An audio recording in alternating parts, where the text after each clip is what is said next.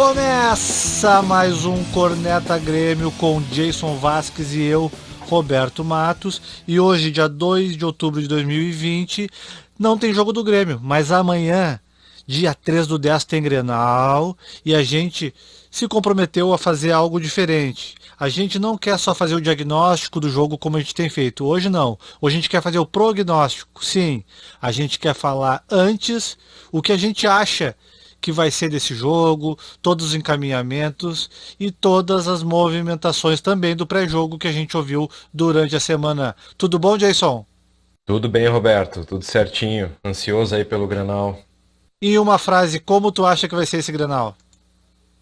Caramba, cara, difícil, hein? Uma frase. Óbvio, fiquei na dúvida agora aqui, porque ao mesmo tempo em que eu tenho certeza que vai ser um Grenal disputado, né? Mas dependendo pode ser um Grenal de 0-0 também, né, cara? Então, assim, difícil resumir uma frase. Não travei aqui, cara, não consigo.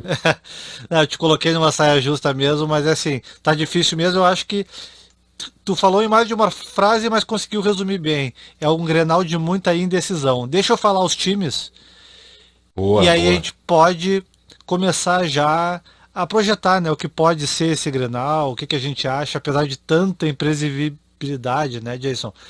O Grêmio vai provavelmente, tá? Os jornais estão dando, a mídia está dando que o Grêmio deve ir com Vanderlei, Orejuela, Paulo Miranda, David Braz e Cortez, Lucas Silva, Matheus Henrique, Maicon ou Darlan, e aí tem uma grande dúvida, Alisson, PP e Diego Souza.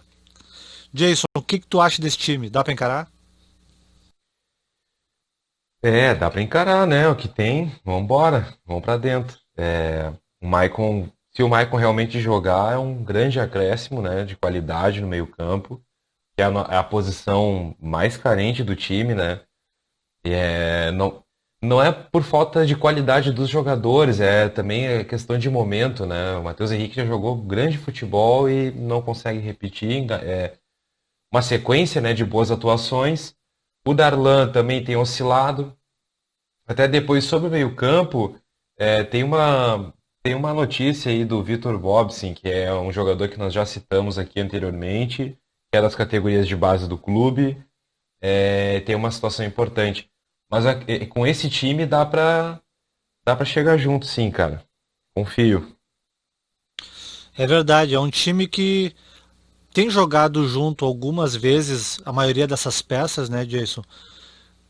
Para mim, na maior parte do tempo, tem desempenhado bem. Tivemos algumas partidas que não foram tão boas com a maioria desses jogadores, mas a oscilação acho que é normal, principalmente em época de pandemia.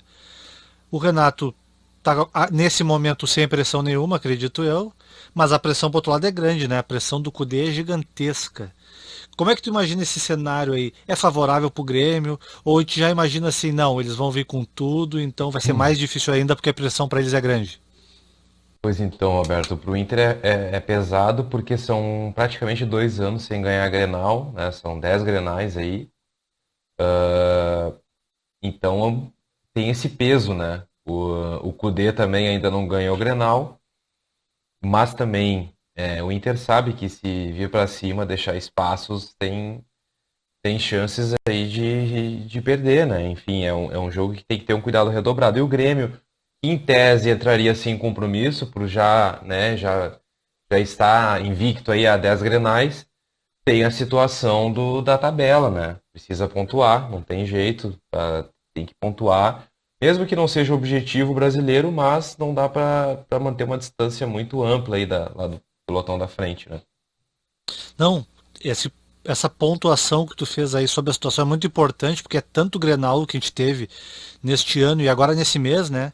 Semana passada a gente teve um Grenal e agora está tendo outro. O da semana passada foi da Libertadores e esse é do Brasileirão. Tu acha que a motivação também muda para ambas as equipes? Porque o Inter tá com um posicionamento um pouco melhor que o do Grêmio, ou muito melhor que o do Grêmio, e o Grêmio tá mais focado na Libertadores. O que que tu acha, assim? É mais preocupante ainda, nesse sentido? Então, Roberto, eu acho que o fato de ser o Grenal, um clássico, é a principal motivação, né? Eu vejo que é a principal motivação. Agora, em relação a se é da Libertadores, se é do Brasileiro, bom, pode ser que a Libertadores tenha um elemento a mais aí de rivalidade, de vontade de vencer, né? Do que o brasileiro. Talvez tenha essa diferença. Mas a principal motivação que eu vejo é justamente essa, é um clássico, né? Mas o brasileiro, o Campeonato Brasileiro a gente nunca sabe, né? Os times vão levando, pelo menos o Grêmio vai levando em banho-maria aí um bom tempo e no final tenta, né, dar um sprint ali, dependendo do desenvolvimento nas Copas, né? Então, enfim, uma incógnita, né? Não, sem dúvida. E eu também imagino que, como tu mesmo comentou agora, Grenal é um capítulo à parte. O Grenal, ele é um campeonato à parte. A gente já viu isso em outras temporadas, que mesmo um time não estando bem, ele ganha o Grenal, ele volta a ser mais competitivo, ele volta a ter menos críticas da torcida, da imprensa e toda a pressão de diretoria, porque ele realmente é um capítulo à parte. Claro que dentro de uma Libertadores ele vai ser mais importante, do que no Brasileirão, e dentro do show menos importante que do Brasileirão, Copa do Brasil, a gente sabe, isso é normal. Mas é sempre Grenal e sempre dá muita coisa que falar durante toda a semana do pré-jogo e do pós-jogo. Falando um pouco sobre alternativas táticas do Grêmio. O Grêmio foi muito bem no último Grenal da Libertadores. O Renato, teoricamente, surpreendendo com 4-1, 4-1 linhas avançadas. Deve continuar nessa batida? Ele mudou o time taticamente, né? Segundo ele mesmo falou, enfim, é que a gente, né, duvida um pouquinho, mas fica. Enfim, vamos ver. Eu acredito que ele vai colocar os três volantes, né? Pode ser que daqui a pouco se surpreenda ali com a entrada do Jean-Pierre.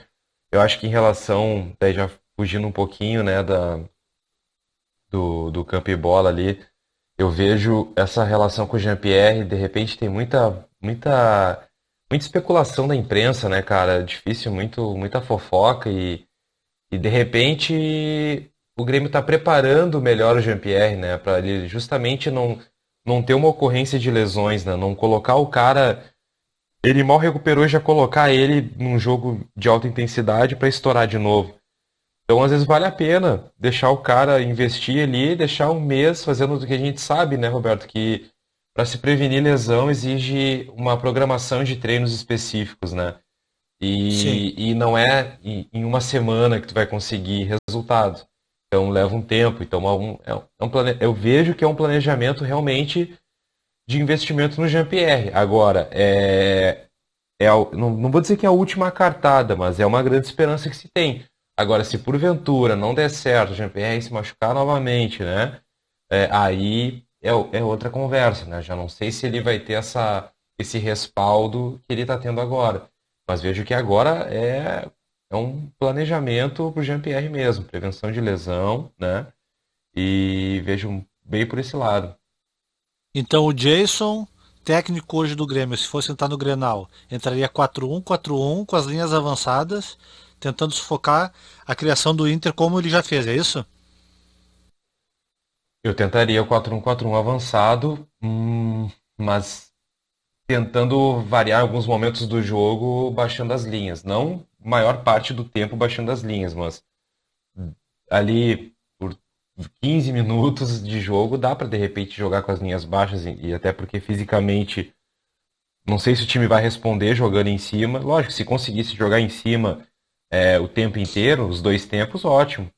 É o futebol que mais me agrada, né? Futebol mais ofensivo. Mas não sei se a condição física permitiria, né? Essa estratégia.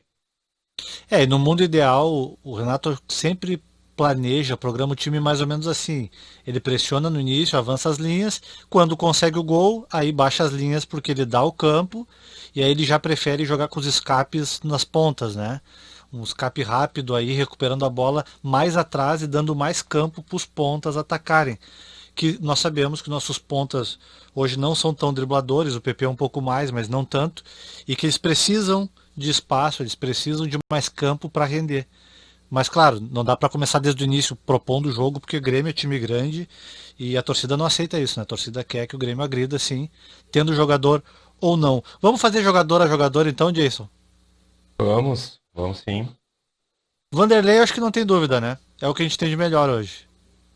É o que tem, né, cara? É um goleiro que ainda falta mostrar um pouco mais de confiança aí, mas é o que tem, é ele mesmo.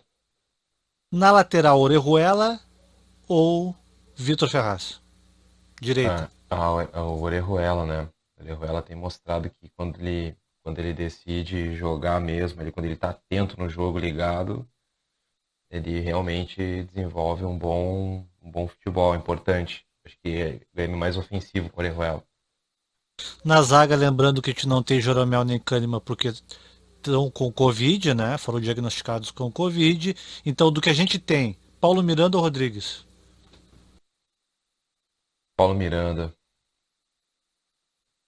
Paulo Miranda porque é Grenal, jogo grande, mais experiência. Em tese ele tem mais experiência e tecnicamente ele é um bom zagueiro também. O problema dele é que ele se machuca com muita frequência, né? Mas ele Sim. tecnicamente é um bom zagueiro. Nós temos o David Braz, nós até brincando aqui, se tu quiser fazer qualquer configuração, eu falei Paulo Miranda ou Rodrigues porque é o lado que eles costumam jogar, tá? E agora David Braz, praticamente só tem o David Braz ou o Juan, se não me engano, ali para jogar por aquele lado. Então, mas tu também fica à vontade, se tu acha que desses três aí, Paulo Miranda, Rodrigues e David Braz, qual configuração tu faria, né? Eu já vou dizer que eu vou com o David Braz ali. O David Braz. David Braz, embora alguns momentos ali com emoção, né? Mas ele tem experiência para jogar ali. Tem que ser ele mesmo, é o que tem, né? E o Juan é bom zagueiro, hein? O Juan, vejo o futuro aí. Eu fico contente de ver, só traçando um paralelo, ou melhor, abrindo um parêntese, eu fico feliz de ver que, pelo menos, cara, tem muitos jogadores das categorias de base, né, jogando no Grêmio. Eu prefiro oscilar o desempenho, ver o Grêmio oscilando o desempenho, daqui a pouco perdendo alguns jogos fáceis, ou, enfim, mas com a gurizada no time, né, do que propriamente ver aí um time recheado de veteranos e, né, que vem finalizar a carreira no Grêmio e o Grêmio mal. Com os jovens tu tens uma perspectiva, né? Tu tens muitas chances de dar sorte aí de ter bons jogadores, né? E agora veio uma leva muito boa. Eu ouvi dizer que no treino também o Luiz Fernando foi testado de falso 9 e rendeu bem, fez gol, jogou bem. E o Elias jogou muito bem no coletivo também. Bom, Elias, eu vi alguns jogos na Copa São Paulo, muito bom jogador, jogador de ponta também, na posição ali do Ferreira, do PP, tem ainda o Alisson, tem o Everton, ex-Flamengo e São Paulo, né, que tá voltando agora. Então é um time que daqui a pouco engrena, daqui a pouco vem o entrosamento, né? Enfim, essa é a minha esperança, mas assim, não dá pra. Eu, pelo menos, como torcedor, eu não crio expectativas no brasileiro. Não quero perder Grenal, não quero perder jogo fácil, quero fazer uma frente, mas a prioridade é as Copas, né? A prioridade é as Copas. Eu acabei fugindo a gente tava no jogador a jogador, mas vamos lá. Não, tá bom, é que tem muito assunto e a gente precisa correr para dar tempo de falar tudo, mas a gente pode voltar sim. Eu quero também voltar a falar de Bob Sim, quero voltar a falar de Elias e Fernando, talvez no outro dia, com mais tempo.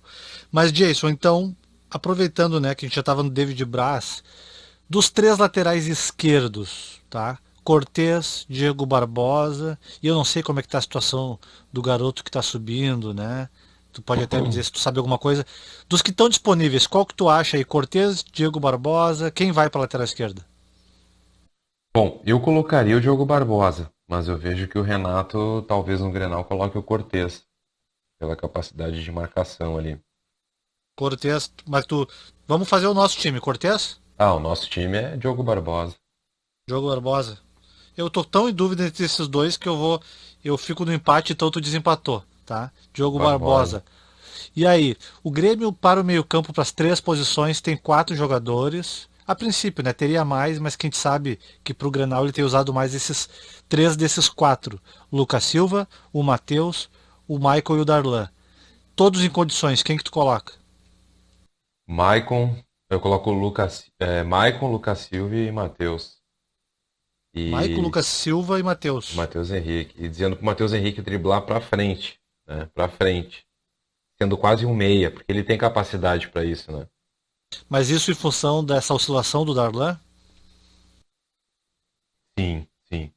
Ah, vendo os quatro jogadores ali que tá oscilando mais e no desempenho ali, no desempate, acaba sobrando o Darlan, né?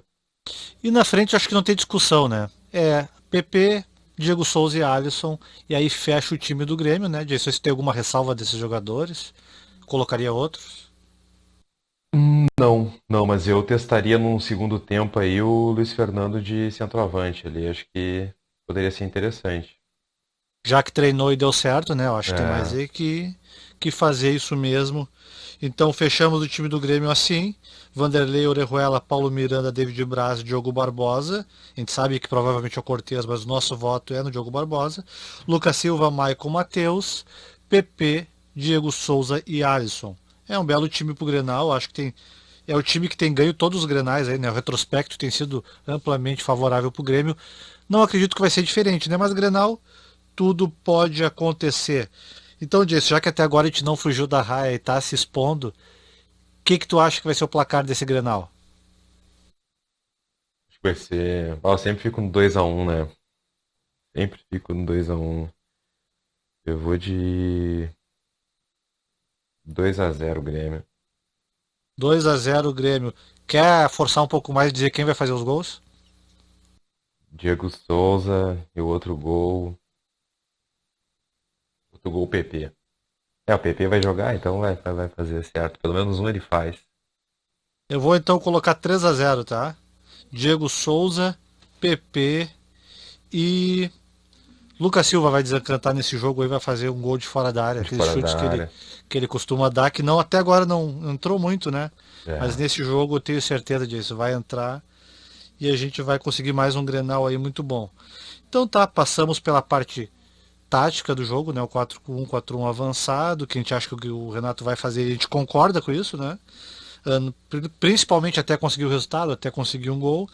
Já passamos aí pela parte da escalação, já falamos, conversamos, comentamos sobre que Grenal é sempre difícil, então é difícil fazer um prognóstico, mas a gente imagina isso sim, os dois times tentando propor, o Grêmio tentando complicar ali a saída de bola do Inter, e o Grêmio depois, se conseguir o resultado, obviamente, né, tentar baixar as linhas e buscar o resultado, mas se tomar o gol primeiro, provavelmente o Inter se fecha um pouco mais, e aí é aquela dificuldade do Grêmio, né, de botar 5, 6 jogadores na área, cruzamento, acho que não vai fugir muito disso.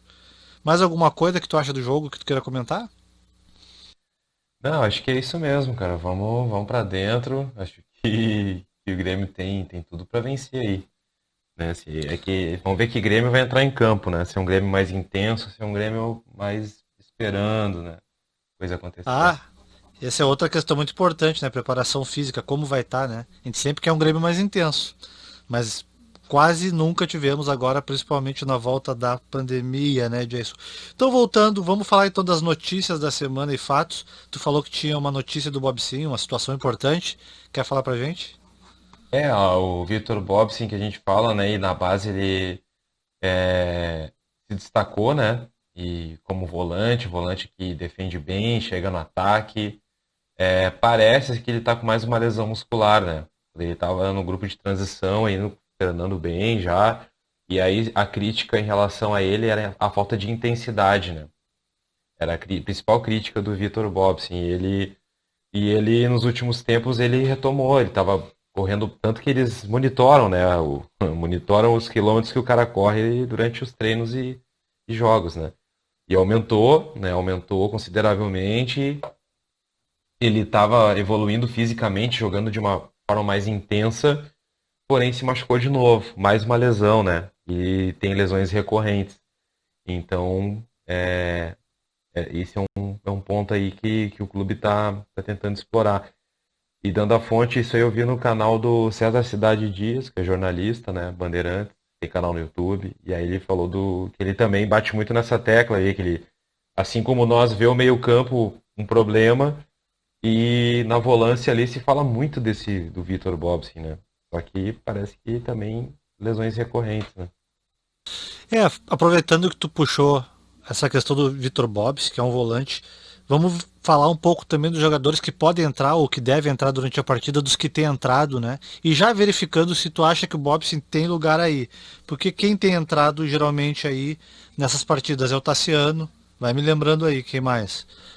Vai, No meio-campo, em todo time, vamos tentar todo time que geralmente entra para ver se no Grenal tem alguma expectativa desses jogadores entrando, né? ah, sim, Ferreirinha, o Gui Azevedo, né? sim. Quem mais que costuma entrar além desses três? Tassiano, Ferreirinha, Gui Azevedo, Luiz Fernando, talvez entre também. Luiz Fernando, tu até comentou que botaria ele com falso 9, né? O Robinho. Então, assim, primeiro, tu acha que o Bob Sim tem lugar nessa rotatividade junto com eles? E, segundo, tu acha que pro Grenal, esses jogadores aí, quais que entram, além do Luiz Fernando que tu já falou, quais que tem mais expectativa aí de participar? Então, bom, parece que não sei se o Everton tá voltando de lesão também, Roberto. O Everton canhoto. Pois então, o que está relacionado até agora, confirmado, é o Maicon, né? Então, Hum, provavelmente, eu acho que o Everton não vai estar nem disponível de novo eu para essa vejo que partida. o Maicon vai jogar certamente. Se ele não começar jogando, eu vejo ele no segundo tempo. Vejo ele entrando no segundo tempo, o Renato até para dar ritmo para ele, né? Mas Sim. na frente ali eu vejo assim, o Luiz Fernando pode entrar, o Ferreira, se bem que o Guilherme Azevedo, pelo que eu entendi, percebi, o Guilherme Azevedo na frente do Ferreira na fila, né, de oportunidades aí, É mesmo? do Renato. É o que parece, né? Não sei se a tua percepção é a mesma que a minha. O que que tu acha? Olha, eu acho parecido, né? Que o Ferreira ficou naquele imbróglio lá, contratual, então eu acho que ele tomou uma mini geladeira. A qualidade é tanta que não dá para dar muita geladeira. Então ele tá É, realmente priorizando o Gui Azevedo porque é um cara que já tava treinando há mais tempo, né? sim. Mas eu diria que os dois estão empatados, assim, na minha visão, mas eu acho que tu tá com num caminho bem certo, assim. Se tem alguém que tá atrás dos dois é o Ferreira, sem dúvida. Mas eu enxergo os É. dois mais ou menos empatados. O Tassiano também estava no embrólio e voltou, né? E o Robinho que tá entrando sempre, às vezes contribuindo muito bem, às vezes não tanto, né? Principalmente quando começa o Quando jogo. começa o jogo, é um problema. Então, tu imagina que então é esses jogadores que podem entrar e contribuir e já tendo esses quatro jogadores de meio campo, mais o Tassiano, né? Os quatro titulares, mais o Tassiano, o Robinho, dá para o Bob sim entrar de vez em quando ali, de repente botar o Darlão um pouco a descansar um pouco mais, dar uma parada, é isso que tu imagina? Não descansar, mas rodar um pouco mais, né? Daqui a pouco tem um jogo aí no Brasileiro, principalmente Campeonato Brasileiro, né? Copa do Brasil. Mas o Campeonato Brasileiro ali eu vejo como um grande laboratório, né? E, Coloca o Vitor Bobsin pra ver o que que vai acontecer, mas lógico, ele tá com lesão, né? Então agora fica meio complicado, mas eu vejo como o campeonato ideal, faz a mescla, coloca alguns jogadores mais experientes, coloca sim. Então os jogadores mais jovens, o próprio Juan, pode colocar ele numa partida ele e o Jeromel pra jogar juntos, entendeu? Acho que Sim. é bem por aí. Falando desses jogadores novos, né? O Bob, sim, eu acho que eu tenho bastante referência das coisas que tu me fala. Infelizmente eu não consegui ver ele jogar ainda. E lances, quando tu procura lances assim de volante, é muito difícil, né? Meio campo ofensivo e atacante, tu consegue ver gol, tu consegue ver armação ali naqueles trend tops, trend lines que eles botam Aham. no YouTube. E eu não consegui ver muita coisa. Já o Elias tem bastante coisa porque ele é atacante. E eu te confesso assim, o Elias, eu tô achando muito difícil encaixar nesse time do Grêmio. Tomara que ele seja um cara inteligente e consiga. Por que que eu te digo isso? De todos os lances que eu não vi o jogo inteiro, me parece que a base do Grêmio joga com dois atacantes. Eu não vi ele jogar como ponta, ou pelo menos não vi nenhuma jogada de gol dele na ponta. Né, um drible na ponta, algo assim. Eu sempre vi ele entrando como um segundo atacante, né? E não vi ele tão rápido assim. Não sei se ele é veloz, né? Mas daqui a pouco, né? O Renato tem adaptado bem os jogadores. Ele pode jogar nesse esquema também do Grêmio, que o Grêmio joga com ponta, né, Jason? O Grêmio não costuma jogar com dois atacantes. Como é que tu vê então o Elias, já que tu falou dele, e jogou bem? Tu conseguiu ver o Elias na base? Tu acha que ele já jogou na ponta e pode, sei lá, contribuir? Porque eu só vi realmente jogada dele entrando como atacante na área por dentro. Não, mas aí é um amadurecimento do jogador, né? E o treinador também.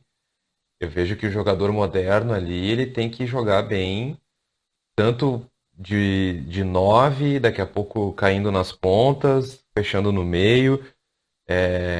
Não, assim, não tem muito, né, cara? Ele é muito bom, ele é veloz, a finalização é boa também, embora precise, né, sempre evoluir. A finalização é um item que sempre dá para melhorar, mas ele é muito bom jogador. Esse detalhe dele jogar no ataque, cara, eu não me recordo muito, assim, eu via sempre ele no segundo tempo, assim, na Copa São Paulo, principalmente no segundo tempo dos jogos, né? Ele destruindo, né, cara? Indo pra cima, com velocidade, ele tem velocidade e o drible, né? Eu vejo ele como muito útil, né? E, lógico, nessa temporada ele entrando na mesma situação do Vitor Bobson, entrando de vez em quando, treinando com o grupo principal. E aí no próximo ano, 2021, é uma situação que daqui a pouco o PP vende o PP vai embora, já tem o Elias um pouco mais pronto, né? Então não Sim. colocar o cara de primeira para assumir responsabilidade muito grande e testar ele, dar experiência, dar rodagem, colocar ele em posições diferentes, colocar no corredor para jogar na ponta, de extrema, colocar ele para jogar de mais avançado de 9, enfim, ou se é um 4-1-4-1 mais avançado, de repente no corredor por dentro, enfim, tentar, porque isso é importante até para o jogador, já que todos eles querem ir para a Europa jogar Champions League, cara, lá é outro ritmo, e é outro jogo. Com bola, tu tem duas formas de te posicionar. Sem bola também, daqui a pouco mais de uma forma de se posicionar. Dependendo do momento do jogo, muda também. Então, o jogador tem que estar bem aberto, bem receptivo a mudanças, né? E a se adaptar em esquemas de jogo. Não, concordo. Acho que sempre foi a nossa tônica, que a gente sempre bateu muito nessa tecla, que o Grêmio, então, ou contrate jogadores que seja média 7 em todos os jogos que tem feito na última temporada, pelo menos, ou que invista na base, né? Chega de promessa, chega de tentativa.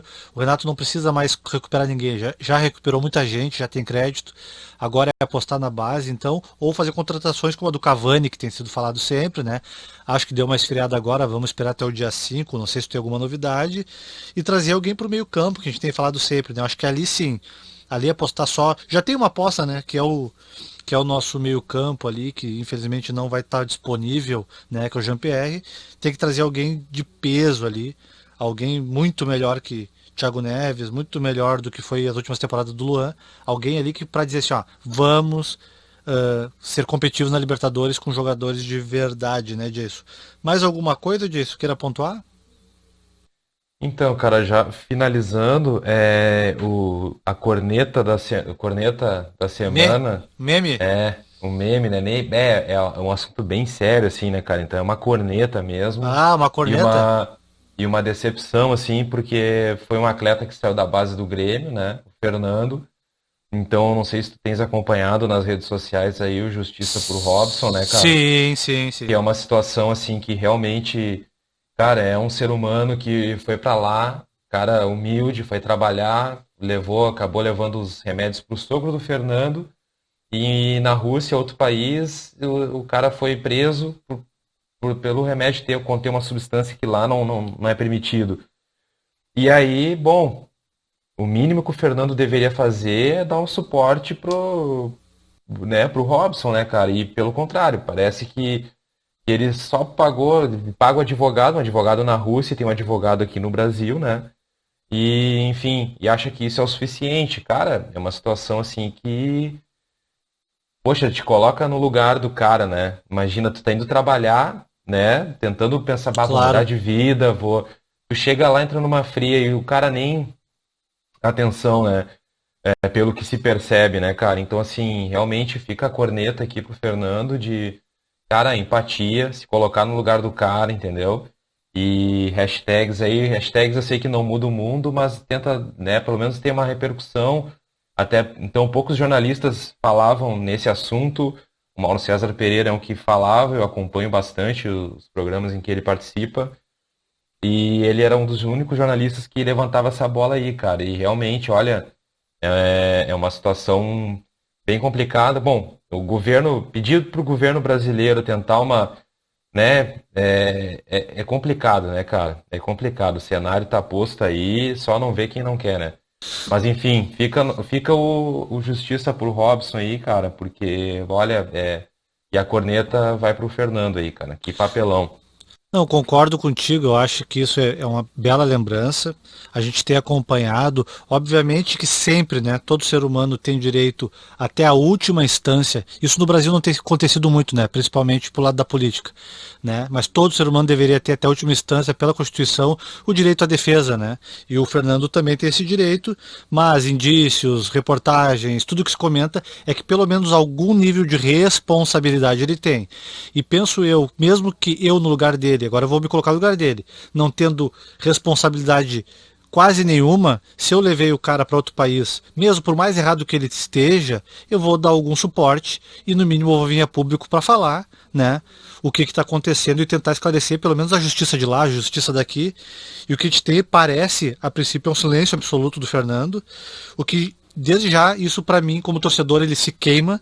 Várias vezes quando a gente fala de pessoas que foram jogadores do Grêmio, que foram para lá, que fizeram sucesso, várias vezes me vê a cabeça do Fernando como alguém que foi formado no Grêmio.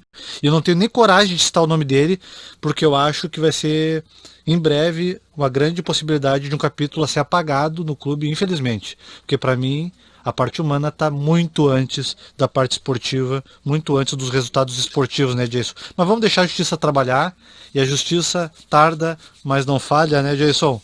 Jason, então, tudo certinho? Muito obrigado, Jason. Valeu, Roberto, certinho. Grande, Obrigado, cara, e vamos lá, até o Grenal. grande abraço. Então tá, concordou, não concordou? Cornetagrêmio@gmail.com, cornetagrêmio@gmail.com. Manda uma mensagem para nós. Grande abraço. Até lá, até mais, Jason. Até mais.